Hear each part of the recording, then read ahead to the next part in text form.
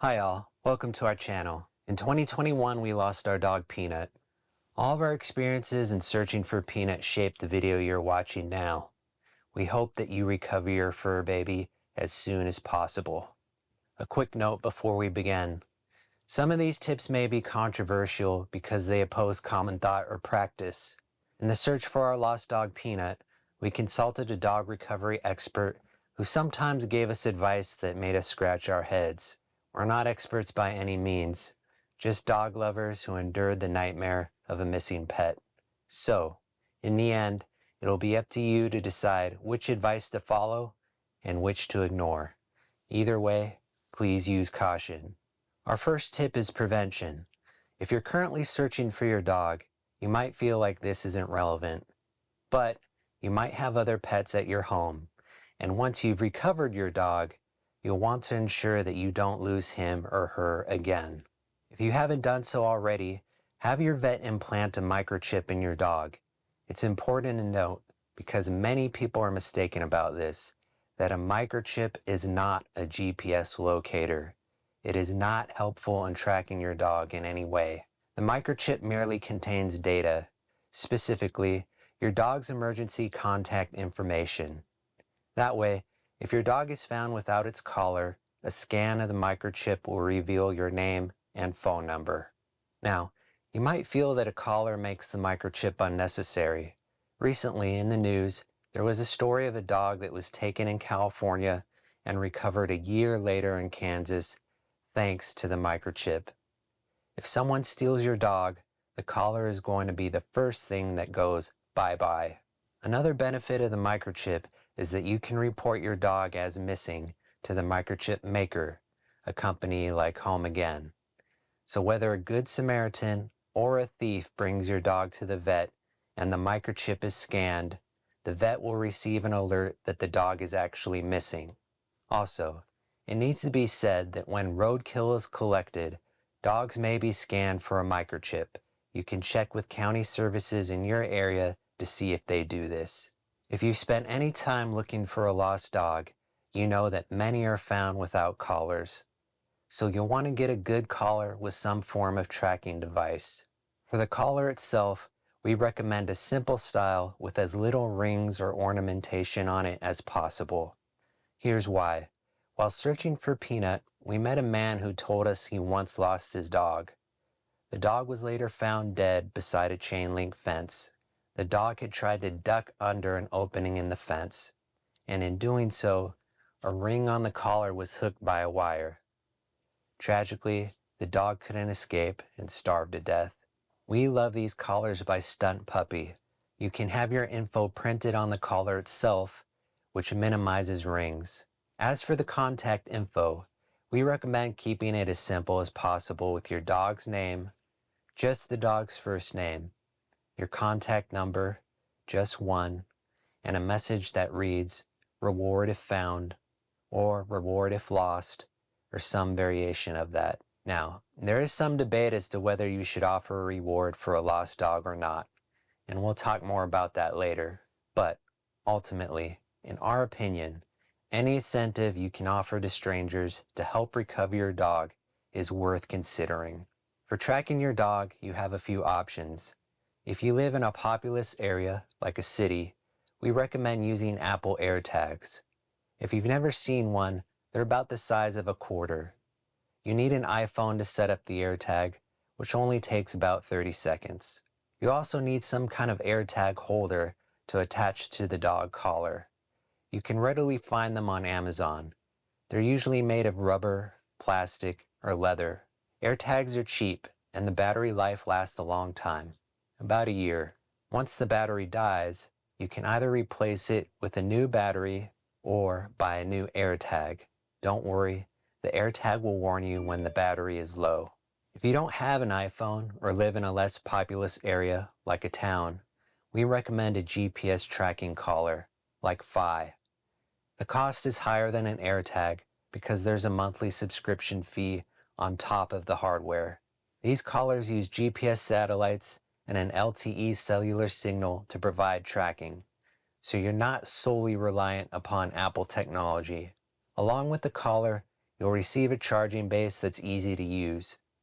Note: they recommend having the charging base plugged in at all times because it helps with tracking.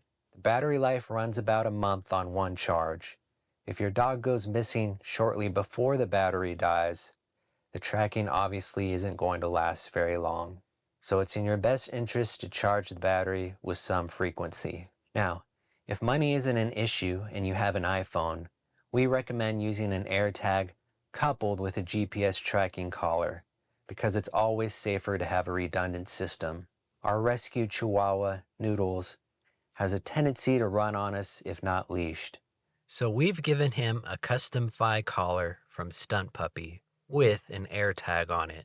You can find other third-party collar manufacturers for Fi with a simple online search. If you live in a rural area, especially one where cell service is spotty or non-existent, you may only be able to use a true GPS tracking collar, like the one from Garmin. The hardware to make this work is expensive because you also need a handheld tracking device.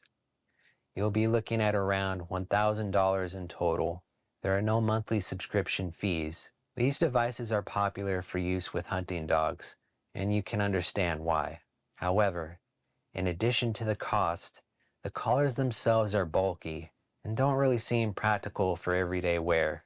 So we would still recommend using a GPS tracking collar, like Fi, just in case there's some sort of cell service in the area, and placing the Garmin on your dog for special activities like camping, hiking, and hunting trips. We realize the next tidbit may seem silly, but it may end up being a lifesaver if your dog goes missing, and that is to make lost dog posters and flyers now. We'll talk later about the details on those. If, God forbid, your dog goes missing one day, you'll already be one step ahead of the curve.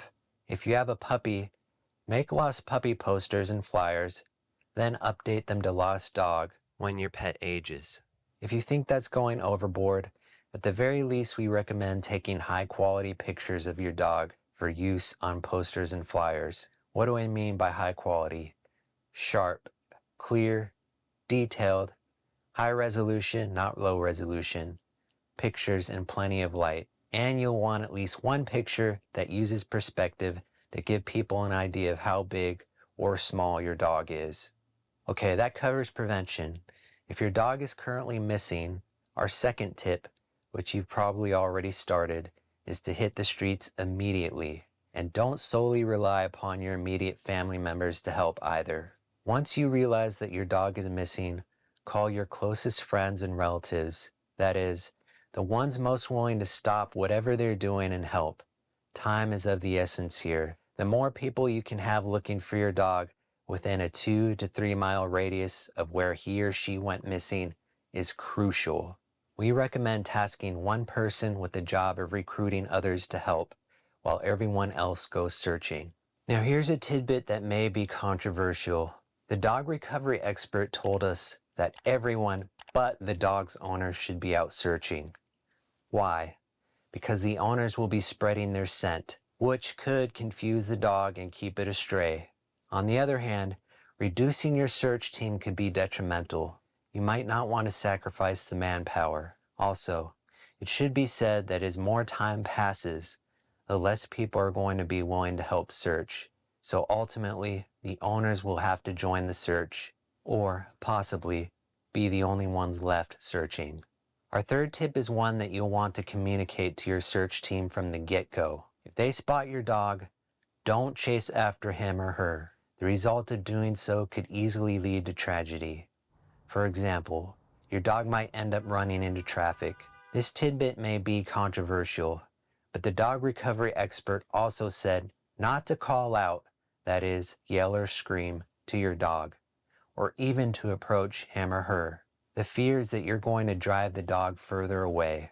It's always better to act calm, act as if it's nothing, and let the dog approach you. We recommend having your dog's favorite treats, or any kind of treats, at the ready. Distribute them to your search team too. Here are more tips on the subject from the American Kennel Club.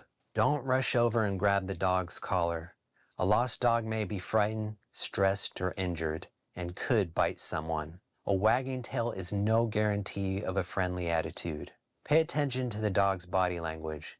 If the dog seems relaxed, approach slowly with your body turned to the side, which is less intimidating than a head-on approach. Squat down and reach out your hand so the dog can smell you. Keep your body sideways and look away to help the dog feel comfortable with you. Only reach for the collar when the dog seems happy to be at your side. Alternatively, you may clip on a leash or a temporary slip lead.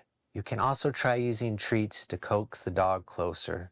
If you can't safely approach the lost dog, take a photo or video instead and note the exact location of the dog. Share this info with the owners and online via social media. If possible, when one of your helpers spots your dog, we recommend they do nothing but stalk him or her, kind of like a private investigator, and call you to be the person who attempts the recovery. Unless, of course, it's an emergency situation and the dog is in need of immediate assistance. After the first day of searching, or perhaps even the first few hours, depending upon when your dog went missing, you'll want to get posters and flyers made. Early on, posters should be the priority. Here are our recommendations. 1. Get the largest posters made possible, in color, on a stiff board. 2. Buy extra large zip ties to wrap around traffic light poles. You can find them at hardware stores. 3. Have a sharp knife ready to cut holes in your poster boards to thread the zip ties through. 4. As for the posters themselves, all you need is a high-quality picture, preferably full-bodied, of your dog, your contact number, and text that reads, "Do not chase," for reasons mentioned earlier. You don't need to include any other text like lost dog or reward if found, or even the dog's name on these posters. These posters are meant to be quickly glanced at by drivers. When they see a dog and a phone number, they will automatically know that it's a lost dog. You can include more information on your flyers. Place your posters at the busiest intersections within the search area. Again, that's a 2 to 3 mile radius of where your dog went missing. As for producing these posters, we ended up making them on Walgreens' website, ordering them online, and having them printed on the same day at a Walgreens store of our choosing. It helped that Walgreens usually has discount codes and promotions available on their website. As for flyers, we also used the Walgreens method for printing them, but we made the flyers ourselves with Microsoft Word. Now, as an option, you can simply reuse your no-nonsense design from the poster. But here are our recommendations. 1. Print them in color. 2. Use high-quality pictures, like the ones I mentioned earlier. 3. Use big, bold lettering and bright colors, like red. 4. Appeal to strangers' emotions, like using the phrase "lost fur baby" instead of "lost dog." 5. Be sure to include any kinds of distinguishing features your dog has. For example, our dog Peanut walked with a limp. 6. Include the date your dog went missing. 7. Include the specific area where your dog went missing. 8. Be sure to include the phrase "do not chase." 9. Use one primary contact phone number to help avoid any miscommunication when the calls come in. 10. Use your first name only. Do not use your last name. 11. If you live in an area where a foreign language is common, for example, Spanish, create an alternate flyer that has been translated into that language. Our bilingual friend translated our flyer into Spanish for us. Here's a closer look at our best flyer design without using a reward. Obviously, you can improvise as you see fit.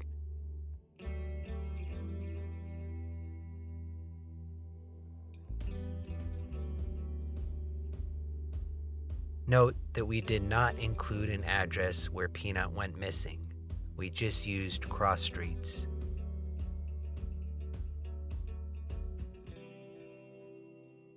Here are some practical suggestions that may also help. 1.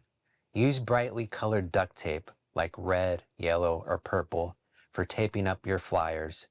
These colors attract attention, and duct tape is easier to remove from poles than shipping tape.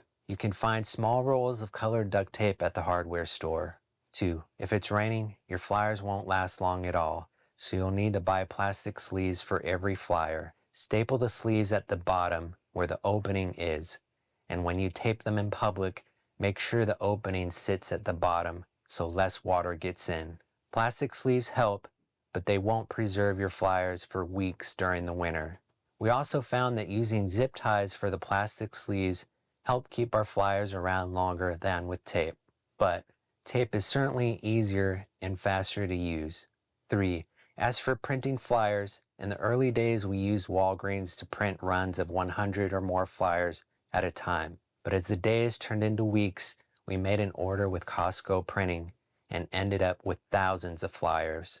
Printing that many flyers and having them shipped to us in several boxes took more than a week, but you'll save a lot of money. So here's the deal. If for any reason you know that finding your dog is going to take a good amount of time, or your search has already lasted more than a week, consider printing a big batch of flyers at Costco. In addition to posting your flyers at intersections in a 2 to 3 mile radius of where the dog went missing, see if you can post them at supermarkets, coffee shops, malls, schools, business parks, playgrounds, etc.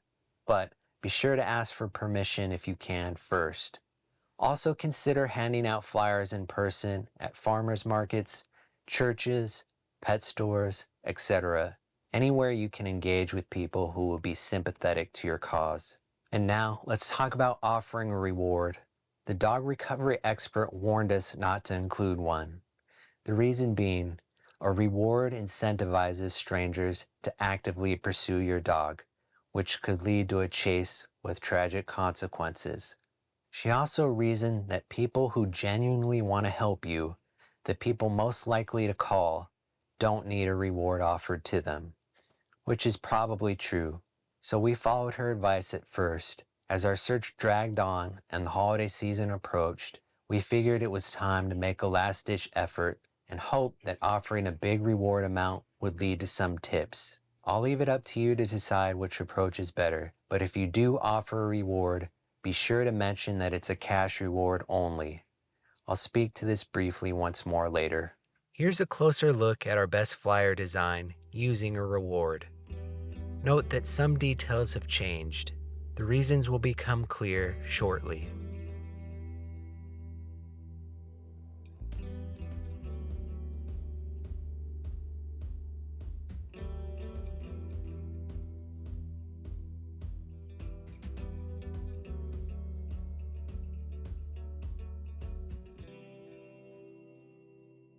Our next tip focuses on the digital realm. While you're actively posting flyers and posters and searching for your dog, you can be working online simultaneously. Spread the word that your dog is missing and ask your friends to spread the word too, since they'll have different sets of friends.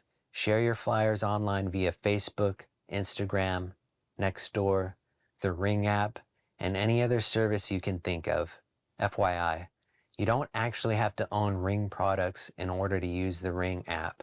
Ring users frequently post about having seen lost pets.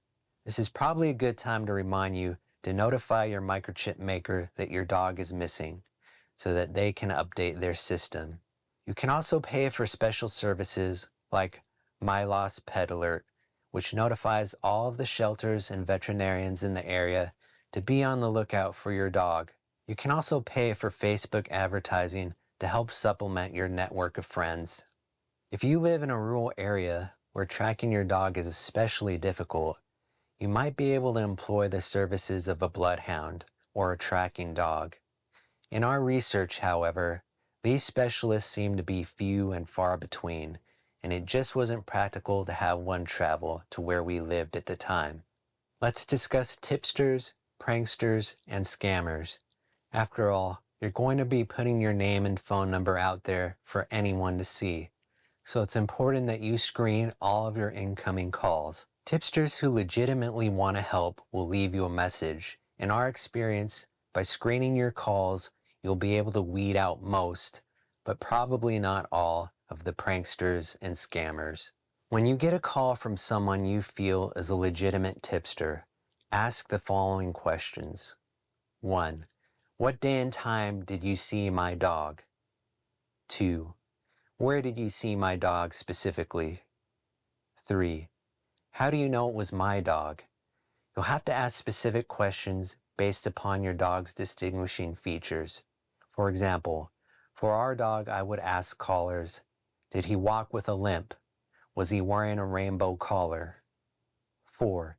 Did you take a photo or video of the dog you can send me? 5. If you see him or her again, can you please call me back? And if the answer to number 4 was no, ask them to take a photo or video next time. As tips start coming in, you can virtually track your dog by pinning the various sightings in Google Maps. This is a good way to see which direction your dog is headed, or to rule out any sightings that seem far-fetched. If you get a call from someone claiming to possess your dog and will exchange him or her for money, you'll need to be wary of scammers. Whether you've posted a reward or not, these scammers will not want to meet you in person to exchange your dog. 1. Because they don't have your dog. 2. They may not even live in your region, state, or country. Here's how to tell if they're scammers. 1. Ask them for proof of possession in the form of a photo or video. Scammers and pranksters will always claim that the camera on their phone isn't working for some reason, which, in this day and age, is laughable. 2. Scammers will ask for money electronically. Most likely they'll ask that you buy electronic gift cards and read them the card numbers over the phone before they'll meet up with you. That way, they can access the money, then hang up on you. These scammers will often make all kinds of horrific threats about killing or abandoning your dog if they don't get their money. So it's important to insist upon proof. No proof equals bogus claims. If a tipster claims to possess your dog and seems legitimate, be sure to insist upon proof as well, because they might be mistaken. Mistakes are quite common. They should be able to provide a photo or a video of your dog too. And if there's a reward involved, do not meet them in private. I repeat, do not meet them in private. We consulted with law enforcement on this, and the best way to make an exchange for money is at a police station parking lot. God forbid, if there's any kind of trouble, perhaps an attempt to rob you, you'll have the police at your disposal. Nevertheless, don't go to the exchange alone. If for some reason the tipster is uneasy at the thought of meeting at a police station, tell them that it's for your safety as well as theirs. After all, someone could try to take the dog without paying the reward. In addition to searching, it's also important to leave a light on for your dog, so to speak. According to the dog recovery expert, most lost dogs will eventually return to the place where they went missing, whether it's your house or a place that's unfamiliar to them. For example, the dog sitter's house. At the end of the day, leave the front door open, or at least cracked, overnight. Place one used sock or pair of underwear that belongs to an owner in the front yard and another one up high, like in a tree. Feel free to improvise here. Pour chicken broth near the front door. Do not leave the dog's bed, crate, or anything else that belongs to him or her out. If you own another dog, place that dog in a crate near the front door on the inside of the house to help lure your lost dog back. Make sure your security cameras are on and always tracking motion, but turn off motion detection lights that might scare the dog away. The dog's owner should sleep near the front door, and if the dog returns, don't make a big deal about it. Stay calm and act like everything's normal so as to not frighten him or her away. Doing this at your own house is a lot more practical than doing it at someone else's house, and I can say that from personal experience. Obviously, if it's someone else's house, you'll need to rely upon the good graces of the homeowners. Don't wear out your welcome and only do what they're comfortable with.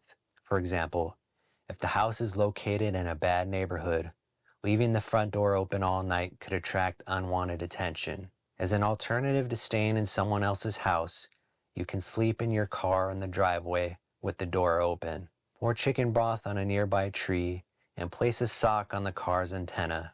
Again, feel free to improvise. But no matter what you decide, Please use common sense with this practice. Is there a benefit to searching for your dog at night? Yes. According to the dog recovery expert, a skittish dog will hide during the day and only venture out at nighttime.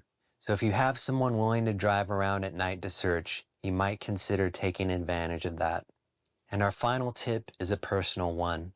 In our experience, it's difficult to recruit friends and family to help actively search for a dog, especially as the more time goes by. After all, and we don't blame anyone for this, people place different levels of meaning upon their pets. But for us, Peanut was like our child, and losing him was traumatic. So treasure those people who are willing to help you, and keep them close throughout the ordeal. You'll need an emotional support system. That wraps up our tips for recovering your lost dog. We hope it helps and that you're reunited with your fur baby as soon as possible.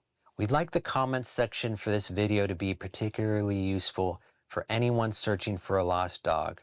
So please, share the stories and tips that helped you recover your beloved pet for those desperately in need of help right now.